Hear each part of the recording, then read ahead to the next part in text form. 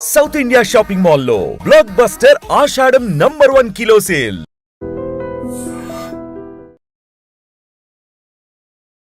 నమస్తే, welcome to iDream talking point with Kavitha.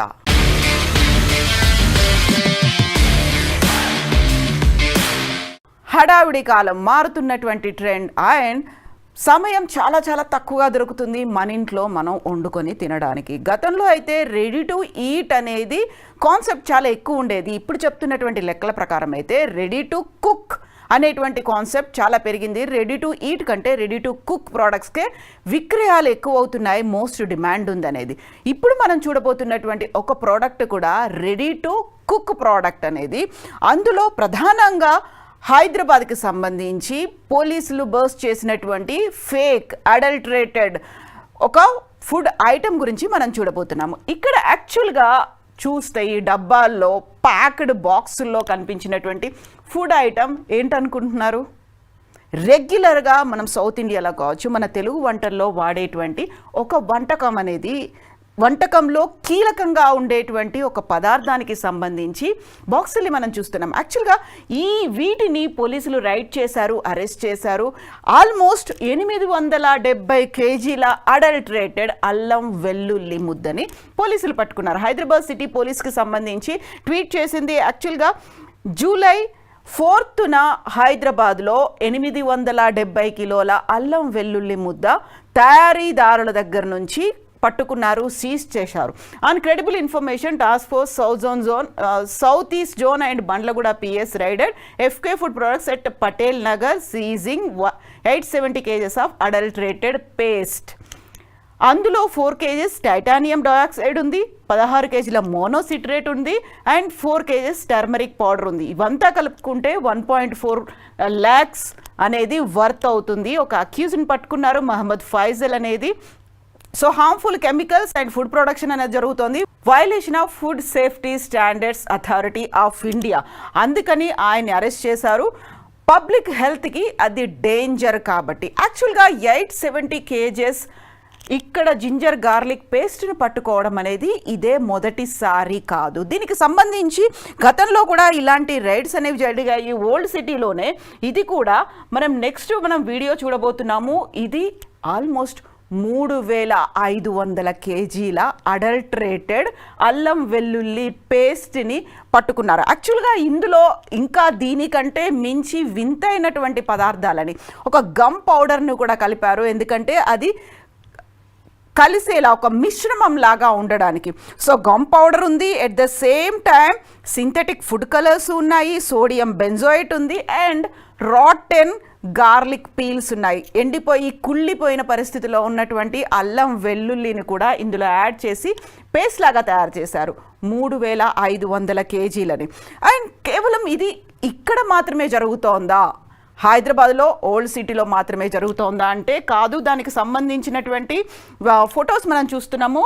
Food safety authority మనకి యాక్చువల్గా old city హైదరాబాద్లో మాత్రమే కాదు, తెలంగాణలో డిఫరెంట్ ప్లేసుల్లో కూడా అవుతోంది. ఇది మనం చూస్తున్నటువంటి ఈ ఫొటోస్ ఖమ్మంలో ఫుడ్ సేఫ్టీ అథారిటీ వాళ్ళు రేట్ చేసినటువంటి అల్లం వెల్లుల్లి పేస్ట్ అనేది 960 కేజీల అల్లం వెల్లుల్లి పేస్ట్ని చాలా ప్యాకేజింగ్ కూడా చాలా అట్రాక్టివ్ బాక్సుల్లో చేసి కేజీ అలా బాక్సులు తయారు చేసి, పావు కేజీ, 100 గ్రాములు, 200 గ్రాములు ఇలా కూడా తయారు చేసి అమ్మడం అనేది చాలా ఎక్కువగా పెరిగింది. దీనికి సంబంధించి commissioner of food safety Telangana 2024లో ఖమ్మంలో చేసినటువంటిది ఇది. Magic ginger garlic paste unit అనేది అక్కడ పెట్టారు. దాంతో తయారవుతుంది. మల్టిపుల్ లేబుల్స్ అనేవి ఉన్నాయి. Ginger garlic paste founded to be stored in vicinity of chemicals, detergents and phenyl products. వాటి మధ్యలో స్టోర్ చేసినటువంటి ఈ 960 కేజీల జింజర్ గార్లిక్ పేస్ట్ని పట్టుకున్నారో. ఒక చెడు వాసన ఉంది, కంపు కుళ్ళిపోయినటువంటి వాసన. అలాంటి ప్రోడక్ట్స్ని ఇంత అందమైనటువంటి బాక్సుల్లో చేసి అమ్మడం అనేది 960 కేజీలు అంటే ఇమాజిన్ ఎంతమంది దాన్ని కొనుక్కుంటే ఎంతమందికి హెల్త్ మీద అది ఎఫెక్ట్ పడుతుంది అని. యాక్చువల్గా సోడియం బెంజోయేట్ కావచ్చు, లేకపోతే టైటానియం డయాక్సైడ్ కావచ్చు అండ్ మోనోసిట్రిక్ అనేటువంటివి కూడా యూరోపియన్ యూనియన్ దీన్ని బ్యాన్ చేసింది. మనకి హెల్త్కి హజార్డస్ అనే దాంట్లో బ్యాన్ చేశారు. సో ఇలాంటి ప్రోడక్ట్స్ వాడితే, ఇలాంటి కెమికల్స్ వాడితే హెల్త్ మీద ఇంపాక్ట్ అవుతుంది అని యూరోపియన్ యూనియన్ దీన్ని బ్యాన్ చేసింది. Food safety standards authority of India కూడా దీని మీద రెస్ట్రిక్షన్స్ అనేది పెట్టింది. యాక్చువల్గా టైటానియం డయాక్సైడ్ అనేది బేకరీ ప్రోడక్ట్స్లో వాడుతుంటారు, బ్రెడ్స్లో, కుకీస్లో కూడా వాడుతుంటారు. దీన్ని ఒక కలరింగ్ ఏజెంట్గా వాడుతుంటారు. ఒక కలర్ ఏదైనా ఉంటే అది చాలా బ్రైట్ కలర్లో కనిపించడానికి దాన్ని వాడుతూ ఉంటారు. ఇక మోనోసిట్రేట్ అనేది కూడా దానికి కొంచెం అడిక్టివ్గా వాడుతూ ఉంటారు. ఒక టేస్ట్ అనేది, ఒక ఫ్లేవర్ రావడానికని వాడుతుంటారు. బట్ ఇది కొంచెం పర్మిషబుల్ లిమిట్స్లో వాడితే ఓకే. కానీ ఇప్పుడు మనం చూసినట్టుగా 970 కేజీలు, 860 కేజీలు, 3000 కేజీలు ఇలాంటివన్నీ చూస్తూ ఉంటే అక్కడెక్కడ ప్రమాణాన్ని పాటిస్తుంటారు. సో ఇవన్నీ మనం చూస్తున్నాము. మామూలుగా డ్రమ్స్లో కూడా చేసి ఎక్కడ హైజీనిక్ కండిషన్స్ అనేవి కనిపించకుండా అడల్ట్రేషన్ అనేది ఉండి, యూజువల్గానే అల్లం వెల్లుల్లి పేస్ట్ అంటే ఉండేటువంటి ఆ ఫ్లేవర్ కావచ్చు, ఆ మసాలా ఘాటు అనేది ఉండాలి, అవన్నీ ఏమీ లేకుండా ఉండేది. యాక్చువల్గా దీన్ని ఐడెంటిఫై చేయడం కూడా మనం చాలా ఈజీ అనే చెప్తున్నారు ఫుడ్ టెక్నాలజిస్టులు, ఫుడ్ టెక్నీషియన్స్, ఎక్స్పర్ట్స్ కూడా చెప్పే మాట. ఇంట్లో మనం అల్లం వెల్లుల్లి కనుక తీస్తే వచ్చేటువంటి వాసన ఏదైతే ఉందో అది ఇలాంటి ప్రోడక్ట్స్లో మిస్ అవుతుంది.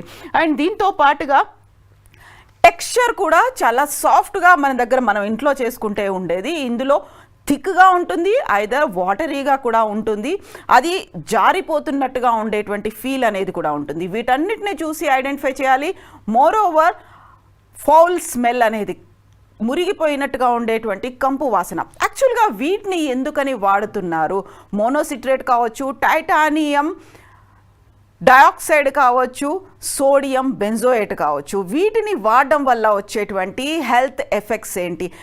మోస్ట్ ప్రోన్డ్గా చెప్తూ ఉంటారు, వల్నరబుల్గా ఉండేది చిన్నపిల్లలు, ఏజ్డ్ వాళ్ళు. At the same time prolonged illness ఉన్న వాళ్ళకి హెల్త్ మీద కూడా ఎఫెక్ట్ పడుతుంది. ఇవన్నీ కూడా సోడియం బెంజోయేట్ అంటే మనకి ఎముకల్లోకి చేరుతుంది, ఎముకల్ని గుళ్ళబారేట్టు చేస్తుంది, ఎముకలు పెలుసుగా మారిపోతాయి, విరిగిపోతాయి అనేది సోడియం బెంజోయేట్కి ఉంది.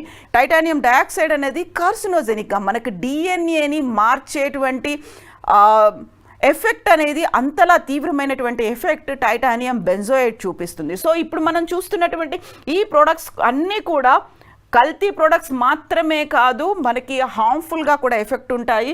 సో ఎక్కడ హైజీనిక్ కండిషన్లో తయారు చేయలేదు. అండ్ మీకు కనిపిస్తున్నటువంటి ఈ విజువల్స్లో కూడా చూస్తే మెయింటైన్ చేస్తున్నటువంటి డ్రమ్స్ కావచ్చు, లేకుంటే స్టోరేజ్ కోసం వాడుతున్నవి, అక్కడ ఉన్నటువంటి ఆ ఏరియా ఏది కూడా హైజీనిక్గా కనిపించదు. ఇక్కడ చెప్పులతో పాటుగా మిగతా అంతా చెత్త చెదారం అంతా పడి ఉన్నటువంటి ఈ ప్రోడక్ట్స్ అనేవి సో మనకి ఎలా తయారవుతుంది, ఎక్కడ తయారవుతుంది అనేది తెలియదు. జస్ట్ ఒక ప్యాకేజింగ్ మాత్రమే చూస్తాము. ప్యాకేజింగ్లో ఉన్నటువంటి ఆ ప్రోడక్ట్స్ ఏమున్నాయి, ఇంగ్రీడియంట్స్ ఏమున్నాయి, అందులో స్పెసిఫికేషన్స్ ఏమైనా మెన్షన్ చేస్తున్నారా లేవా, ప్రిజర్వేటివ్స్ ఉన్నాయా, కెమికల్స్ ఉన్నాయా, ఇలాంటివన్నీ చూడకుండా జస్ట్ ఒక బాక్స్ చూస్తాము.